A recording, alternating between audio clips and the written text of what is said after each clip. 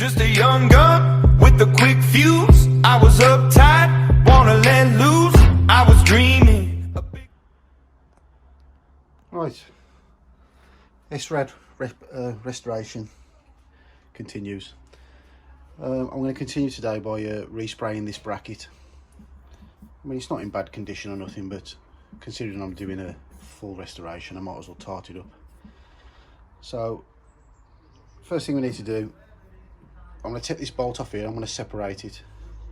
So I'm going to get looks like a 13mm on there.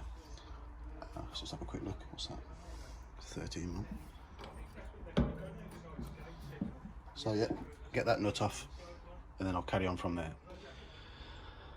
Right, it was actually a 12mm.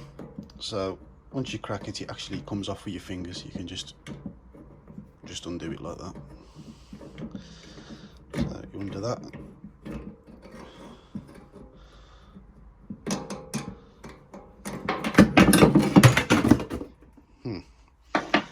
Well, that wasn't supposed to happen, was it?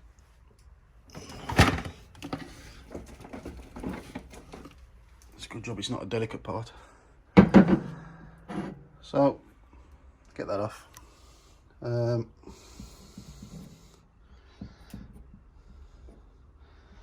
I do that part as well? Yeah, why not? Seems we're doing it. So looks like, is that a 12mm as well? No, I think they're 10mm. So get a 10mm on them, under them, get that off as well. Yeah, once you crack them with a 10mm, you can undo them with your fingers. They're not tight at all. So,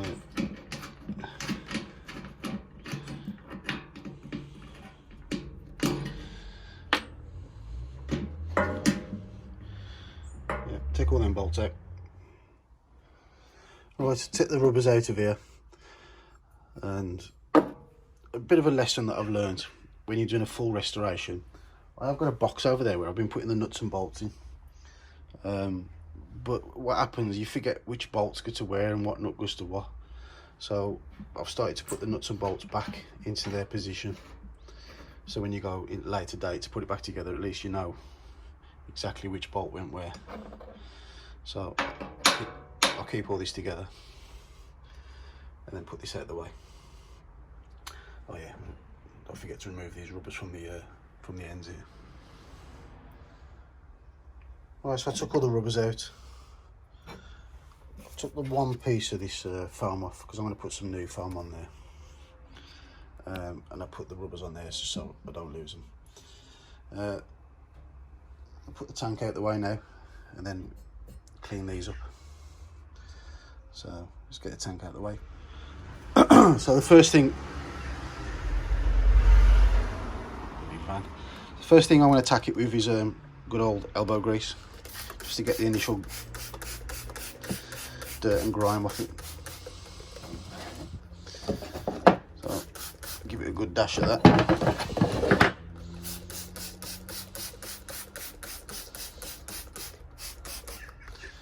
Let that soak in for about 2 or 3 minutes, and then I'll wipe it off. Probably just give it a bit of a scrub over with the Scotch-Brite, just to, you know, I don't want to sand it back or nothing. I just want to rough it up a little bit, get rid of any of the excess like rust or the dirt and grime. So get 2 minutes to soak in. Right, after attacking it with that elbow grease, this part has actually come up really nice. So I'm not going to bother spraying that. I'm just going to keep that original. But this part, just the top bit here where it's a bit rusty and that, I'm just going to give it a bit of a light dusting. I'm not even going to really paint it that thick. Just like there, and just so yeah, just gonna make sure you dry it off properly. Then quickly go over with a bit of Scotch-Brite. Actually, I've got an old piece here. I could use a piece of this.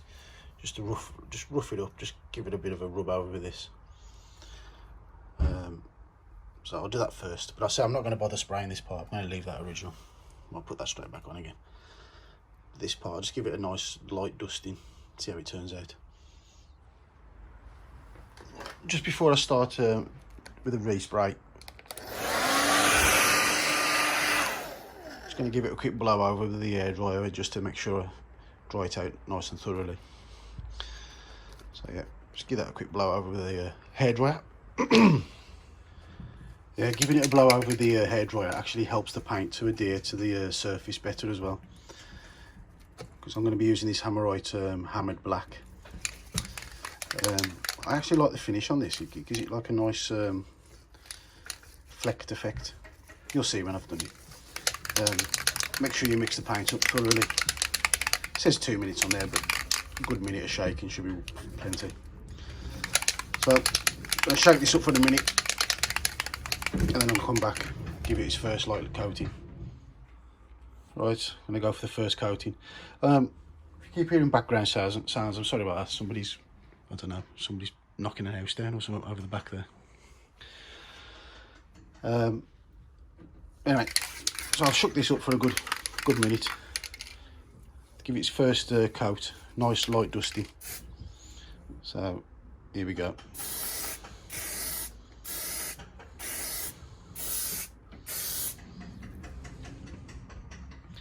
That's plenty for its first coat.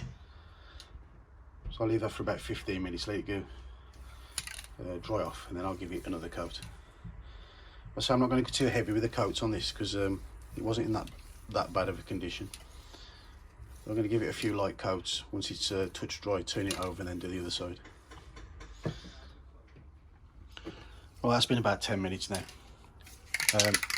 So yeah, go for the second coat. Same again, just a nice light dusting.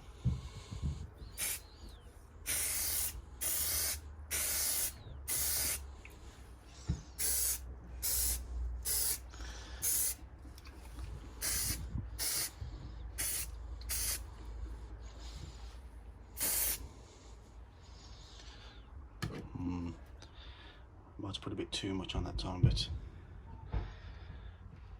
see how that dries. I actually like the finish on this Hammerite that much that I'm really contemplating whether to put it on the bottom of the fort yolks. I love that sort of effect it has. It's sort of a kind of finish. But it does say on the can as well, touch dry within 2 hours, or no, what did you say, 2 hours?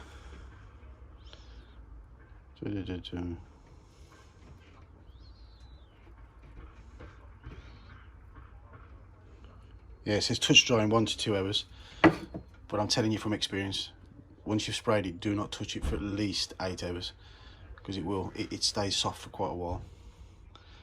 But apparently once it dries, it's like absolutely, you know, rock solid, and it'll stop that rusting. That will never probably rust again. So I'll leave that another 15 minutes, see how that dries. If it does need one more coat, I'll give it another quick light coat. Alright, so I'll try and get a nice close up after the second coat, just to show you what the finish is like. It's quite hard to get it on this camera. I'm going to say it's not properly dried yet. It does give a really nice finish. Try and catch it in the right angle, but yeah, I mean it is still wet. I think I might give it one last light dusting. I'll call it a day. Right, I'll just get it one last dusting, real light coat, just to give it a nice fine finish coat. I'll say it's still soaking wet because I only just put it on. But I'm going to leave that a good like 24 hours now to fully cure. Well, it doesn't fully cure because it takes actually months for it to fully cure. But after like 2 or 3 days, it's good enough to start putting back on and stuff like that.